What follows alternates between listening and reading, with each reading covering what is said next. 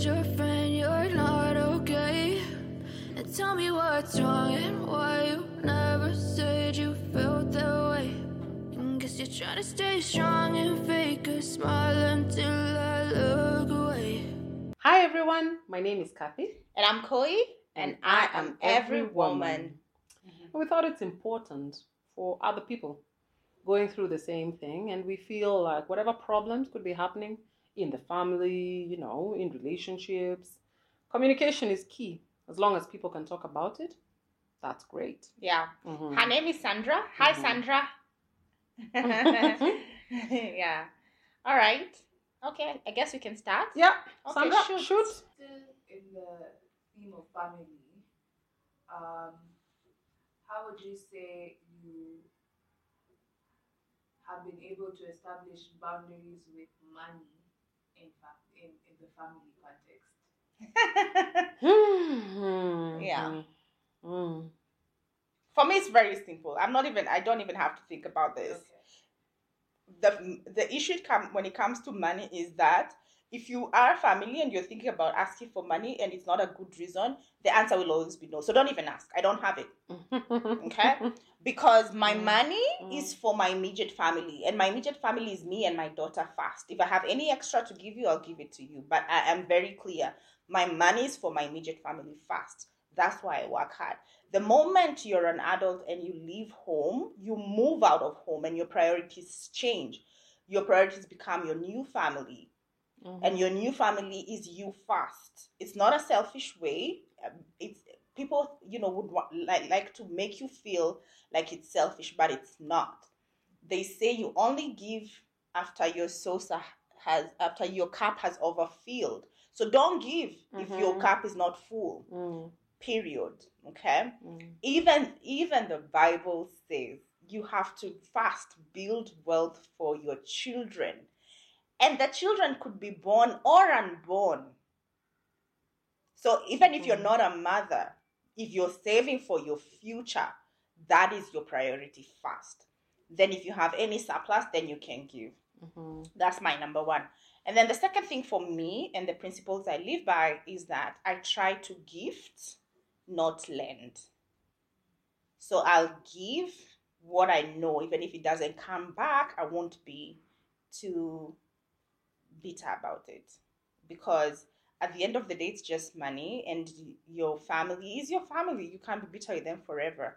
So if it's gonna drive bitterness, then don't give. Just give it as a gift. If it comes back, good. If it doesn't, it shouldn't ruin the relationship. Those are my two principles. I feel where money is concerned, for me, I use the same principle for my family and for my friends. There are people who are very dear to me, but whose relationship with money is not good at all. I know for sure that if you lend them money, they're never going to give it back. And therefore, for those ones, I will maybe gift, like you're saying, what I'm able to gift, and know that it's not coming back. But I do have one or two people who I know for sure. If I said today, I'm stuck, I need some 2,000 bob, they're going to send it to me without stopping to think. Then I treat them the same way. I feel like it's a very reciprocal thing. There are people who, even if they say today, give me a huge amount of money, as long as I have it, just there and then, I'm going to send it. But there are others who will ask for a very small fraction of that amount that I will have to stop and think about because of history. You give it one chance, second chance, that's it. You see? But I feel with age, up to where I am with many different seasons of life, I feel that it's important to cultivate that sort of relationship with whoever is receptive in that way, whether it's my family member or my friend, in such a way that that person, our relationship with money is like that. We might not even be tight in other things, but where money is concerned, I know I can borrow, and he or she knows they can borrow from me, and we're good. We pay back. We are okay. We relate well money-wise. Yeah, I think that's important. But you can be a very close person to me in every other thing, but we don't do money. And for me, to maintain that relationship, I really have to make sure money is not a factor. Otherwise, now you're going to get upset, and then it's going to hurt the relationship. Yeah. Yeah. I agree. Yeah. So drawing those lines are very important. Even when that person is your parent, Truths. they are human beings. Yeah. They are human, even when that person is your parent. Yeah. Even when that person is a person you hold in such high regard. Yeah. Being honest Yeah. about their relationship with money and your relationship with money Yeah. is very important. Yeah. Yeah. By the way, I feel very called to say something to, and this is something that I know has affected all our generations over time, and it's something that I would want to see die with the next generation. The issue of black tax. You mentioned parents, and it just came to mind. The issue of black tax, where probably you're the one who's now doing a little bit. You're a bit well off when it comes to money in your family, and then all of a sudden there's a lot of expectations on you. You need to be able to draw that boundaries. Yes. And for me, how I do it and how I feel like you can do it is your plans first, and as you budget, you can have a budget allocation for your family. When that tap is over, then that's it. So that you don't live your life for other people. Yes, yes. For other people. It's not healthy. It's not healthy. Even when you go not for you and not even for them. You're supposed to save yourself first. It's not a selfish That's thing. true. Yeah. That's true. Yeah, because especially in our African setting, but it's not just the African setting. No, it's not. But let's just say it's heavier in Africa. Yeah. If you're not careful, then you will always be working for the family. Vicious. And the one day you don't have, it's not even going to be recognized. Yes. There might not even be help coming your way. Yeah. That's the problem. Yeah. So you must be able to draw the boundaries respectfully. That's true. You know, it's just respectful. Sorry, this year I want to do my master's because it's important for my career and therefore I'm not going to have much. I'm sorry. You know, I might be able to say pay a certain bill for someone for the year, but that's all I'm going to manage. Yeah. It is what it is. Yeah. You know, and it's a good thing you brought it up because a lot of people struggle with it. Yeah. A lot of people. Yeah. You're made to feel guilty. Yeah. And Africans have a way of saying, have you seen how she looks? You should see her relatives. How can you be like that and the way your relatives are struggling? You know, I'm reminded of one time our former president, not Uhuru, President Kibaki, and one day they featured his brother on TV. And his brother is just a typical old man in, you know, I think Nyeri, who has a granary, some cows and a house. You know, he's not poor, he's not wealthy. He's just typical man in the neighborhood. Yeah. And people are saying, how can you live like that? Your brother is the president and hey. And you know, we were all asking, what did you want? What has one thing got to do with the other? Has the guy complained? No. He's living his life. He's just fine. He's contented in his life. Yeah. So you cannot say that because your brother is the president, you also must be living in State House or I don't know what. It doesn't always follow and it doesn't have to. Yeah. I think also people need to learn to be okay. Be okay with who you are, where you are, what you have. Yeah. Just because someone has a palatial home doesn't mean that was a goal of yours. It might not even have been something you wanted. Yeah. What is the problem? Yeah. You live your life, live your dream, you know, do you. Yeah. Let them do them. Absolutely. Exactly. And so the pressure is also brought on by just, again, society, whoever society is. In this case, it was the media, lots of comments. It doesn't always have to follow. Yeah. Okay. The next question is, how would you advise your younger self to go about building wholesome relationships? Being friendships, family, romantic relationships, colleagues, just generally wholesome relationships. Yeah. Yeah. What do you think? Okay. I think the one lesson that I've learned so far is that you can only give what you are able to give yourself. So even in any relationship, the depth of that relationship can only go as deep as the work you've put in. So work on yourself first. Believe it or not, it rubs on to any relationship. It helps you respond better. It helps you communicate better. So just working on yourself allows you to build wholesome relationships. It's as simple and as complicated as that. Well, I feel if I were to advise the younger me, yes, work on yourself, for sure.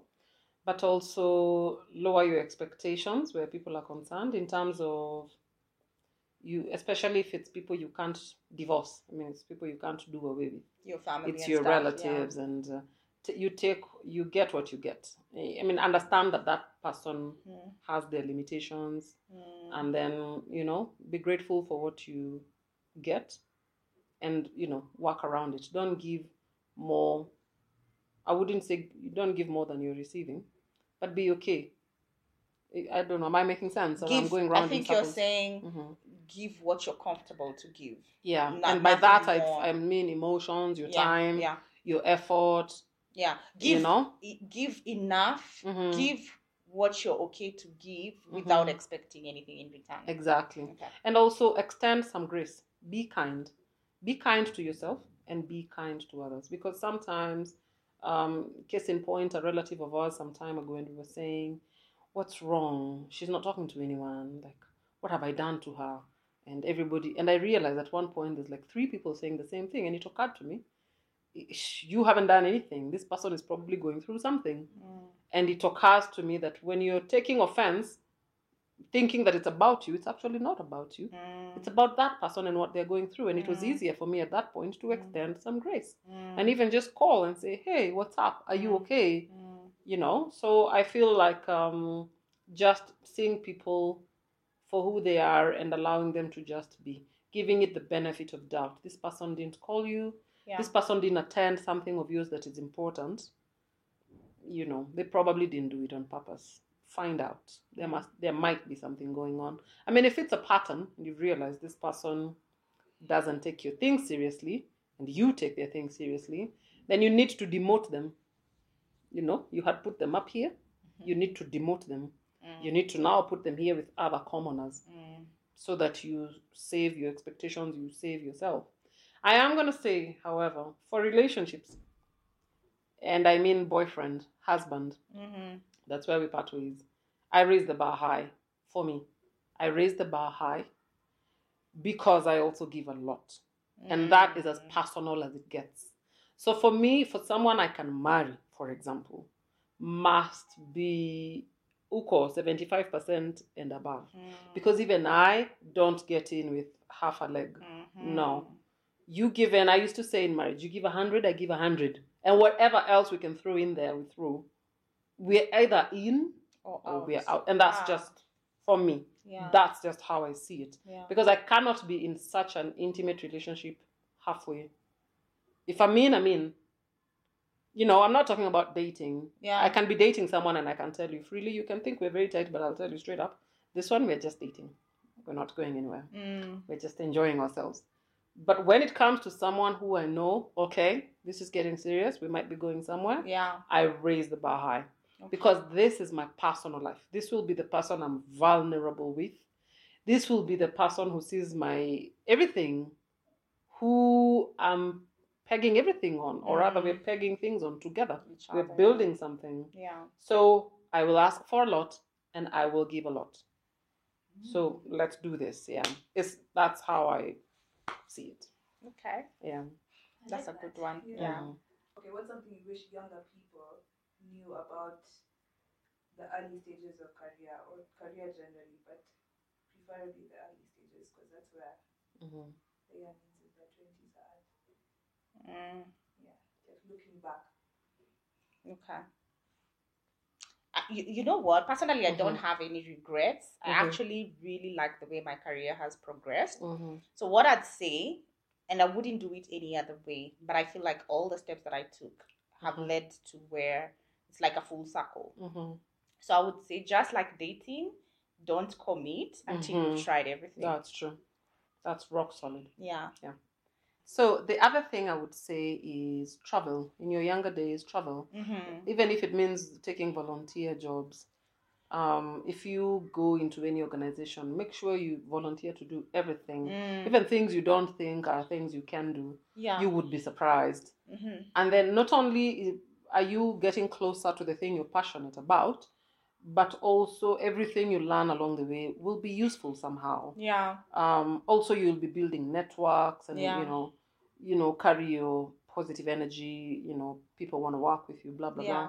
Those things help, I Yeah. feel, in the younger days. Yeah. Mhm. And I think it opens your mind up to Mhm. seeing how other people in other parts of the world make Mhm. money. Yes. So that you're not tied to only what you see where Around you you. live. Yeah. Yes. There are different ways of making Mhm. money around the world that Mhm. might not be present in your own home country. Mhm. So yeah, if you have the opportunity to travel, I think you should. Mhm. And then I think for me, I would say get a mentor, or at least, if not, network. Put yourself in a situation where you can network. I think we've said this before. It's not about what you know. It's about who you know. Yeah. That's very true. Yeah. And the part about a mentor is a good one as Yeah. well. I feel once you've settled on a career path Mhm. and you like it, then sit down and draw a plan. 5-year plan, 10-year plan. It's easier said than done. Yeah. I know, Yeah. but it's good to know. Yeah. Yeah, what you're able to do will work for you. Yeah. Yeah. Okay. Okay. What are your thoughts on new age self-care and self-love? I think we need to understand what self-care means to your generation. Because self-care to us is just going to the club without like that 1 hour without children. It could be just taking a shower with a fancy shower gel. Yeah, or just that self-love, 10 minutes quiet. Yes, going number and 2 sleeping in the bathroom, or sleeping and not waking up early on Sunday. That's self-care. Sleeping in is amazing self-care. Yeah. Is that what you mean? Are we off the mark completely? No. Okay. So it's an open phrase. So for some people it means going to the spa every week or lighting candles at the end of the day. Yeah, it's actually maybe that should have been the question. What does self-care and self-love look like to you guys? Okay.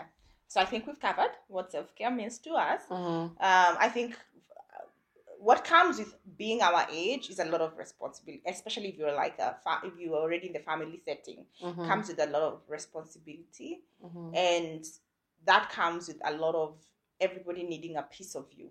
So self-care means to us that sweet moment where you have time for just yourself.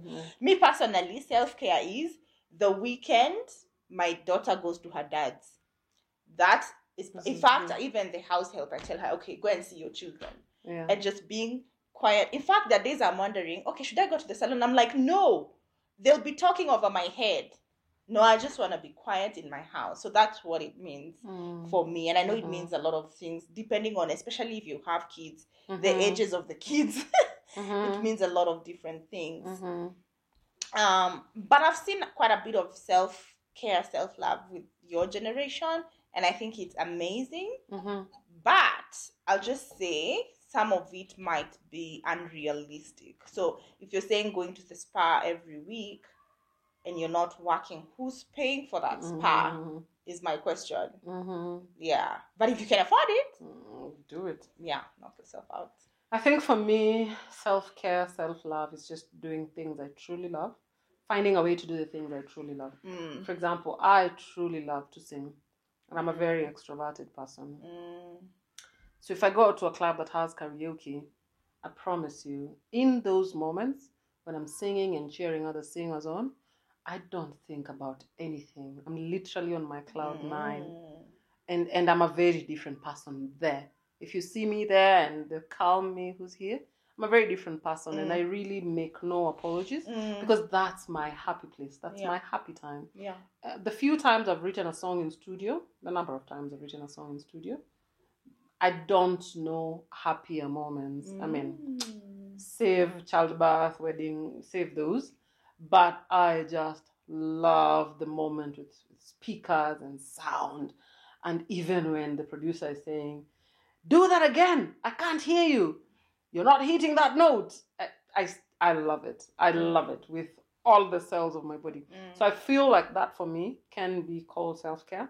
And I feel like that also comes to me without guilt, because I will put my kids to sleep and then I'll step out. They will not even know that I stepped out. They have no feeling of mom wasn't there. And by morning when they're waking up, I'm still there. Well, knocked out. Yeah. Because I probably came home late Yeah. and tired. But I'm there. Yeah. So Yeah. when something comes to me with no guilt, Yeah. I enjoyed it and it came with no guilt, Yeah. it's a slam dunk for me. Okay. Yeah. So what I'd say, I think, for your generation is self-care is not doing something for the gram. It should be something that that truly brings peace to you. And joy. Yeah, that actually helps you Fulfillment. disconnect. Yeah. That is self-care. Yes. But if you feel like, okay, you need to shoot this content, and because I know there's a lot of that now, then I don't think that's self-care. Yeah. Okay. Sort of related. Older people often say the youngsters, Gen Z, are overthinkers and oversensitive, while the Gen Zs are calling it, self-awareness and all of that. What are your thoughts on the different, like for instance, there's older parents who think that therapy is just for bougie people. not even bougie people, but very drastic situations. Whereas our generation sees therapy as a necessity. Yeah. So where do you guys think you lie in this spectrum? What are your thoughts? Me personally, I feel like I really admire your generation because you guys are not afraid to express how you feel, both when you're happy and when you're sad. And I think that's a beautiful thing. I don't know whether majority of people in my generation or my age group even knew that they can express themselves. And so that's why we are finding now, later on in our years, we are dealing with issues that we should have dealt with in our 20s, early on. So I would say is a beautiful thing, as long as, you do it for the intention of finding the true you and making yourself better. That's it. Yeah. I think for me, there's a mixture. It's double-edged. I like the self-awareness very much. I think it's very important. But I feel I also hear what the older generation is talking about when they feel like a lot of people in this generation are not resilient. They're not, like they don't know how to keep their eye on the prize, And I normally like to tell my children as well. I say sometimes you have to do things you don't like to get to the thing that you like. I'm not saying subject yourself to things you don't like because society expects of it and blah, blah, blah. That's not what I'm saying. But I'm saying know where you're going and know that to get there, you might have to go up a hill and cross a river and whatever, but that's where you're going, you see? And I feel like that's an important thing for Gen Z to understand, in my opinion. The self-awareness is great, but also just you can't just, for example, when you say I don't do that, you quit the job, you have no house rent, you have no nothing, what's going to happen? Are you seeing? So I also don't advocate for you staying in a job you hate for even 5 years. It's too much, stay in it for as long as it's providing now, but send CVs left, right, and center and get to where you're going. Keep your eyes on the goal, but don't also, don't fail to realize that sometimes you must do what to eat a banana, you gotta peel it. Peeling it is not fun. Eating it is fun, see? But you gotta peel it, you gotta do it. That's the natural occurrence of things. So I feel like there's an in-between.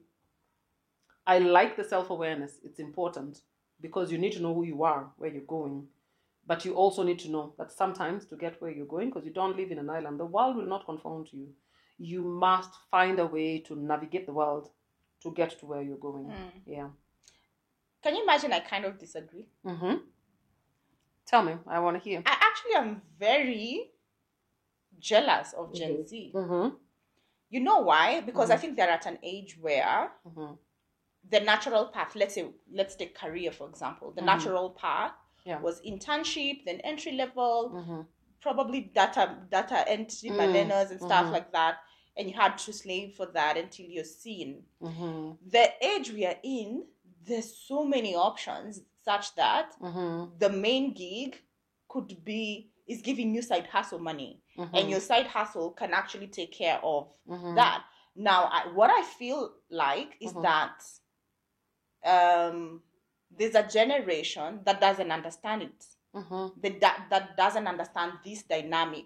So if someone says, okay, they've quit their job because they're pursuing YouTube, for example, they cannot process. And they're thinking, yeah, she gave up. Imagine she quit her job because that's all they knew. So for me, unless it's being done in an irresponsible way, I'm actually very jealous that they actually, one, can be able to quit and still have options. Because we didn't. I wish we did at that point. But they do. Gen Z have the option now to be able to make money in other ways. So they don't need to quote unquote suffer like we did.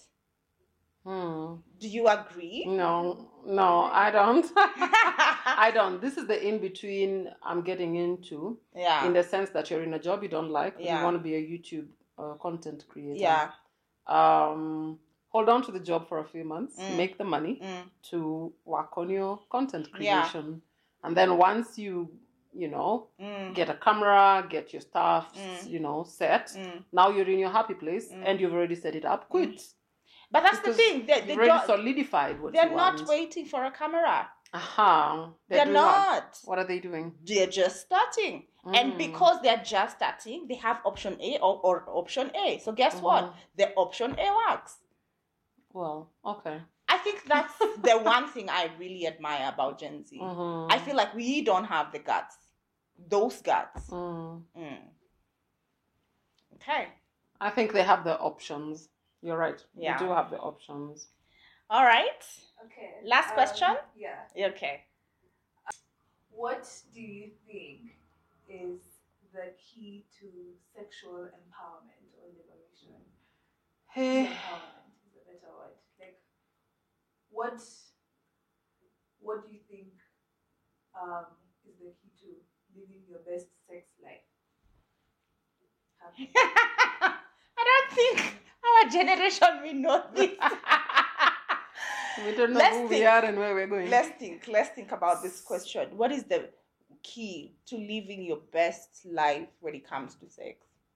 Self-confidence. Yeah. I think self-confidence. Okay. Just being confident with your body.